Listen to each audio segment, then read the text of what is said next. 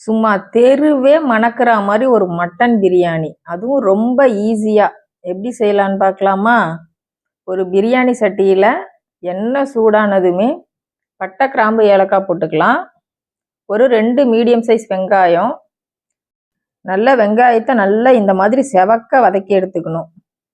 வெங்காயம் வதங்கினதுக்கு அப்புறமா ஒரு கைப்பிடி நிறைய புதினா, கொத்தமல்லி, இஞ்சி, பூண்டு, ஒரே ஒரு பச்சை மிளகாய் போட்டு அரைச்ச கலவையை இதில் சேர்த்துக்கலாம். கூடவே 2 ஸ்பூன் அளவுக்கு பிரியாணி மசாலா எல்லாத்தையுமே நல்லா சேர்த்து வதக்கி விட்டுறலாம்.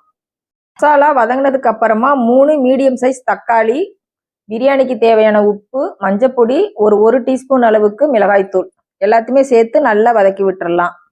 எண்ணெய் பிரிஞ்சு வந்ததுக்கு அப்புறமா ஒரு 2 ஸ்பூன் அளவுக்கு தயிர் அதையுமே சேர்த்து நல்லா வதக்கி விட்டுட்டு, தயிரோட பச்சை வாசனை போனதுக்கு அப்புறமா ஒரு 1/2 கிலோ அளவுக்கு அரை வேக்காடு வேக வச்சிருக்க மட்டனை சேர்த்துக்கலாம். குக்கர்ல ஒரு 2-3 விசில் வச்சு எடுத்துக்கலாம்.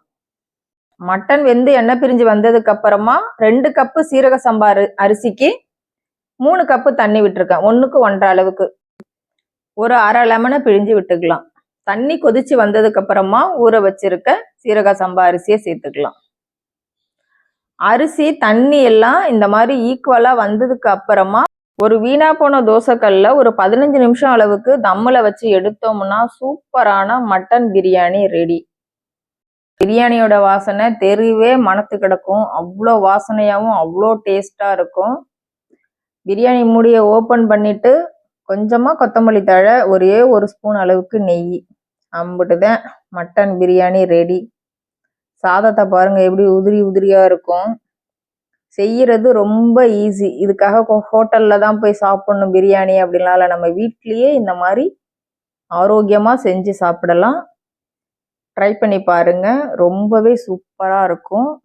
மட்டன் எப்படி வெந்திருக்கு பாருங்க, அப்படியே கையை வச்சா பஞ்சு மாதிரி உதிரும். அப்படியே சரியான டேஸ்ட்ல இருக்கும். ட்ரை பண்ணி பார்த்துட்டு எப்படி இருக்குன்னு சொல்லுங்க. தேங்க்யூ.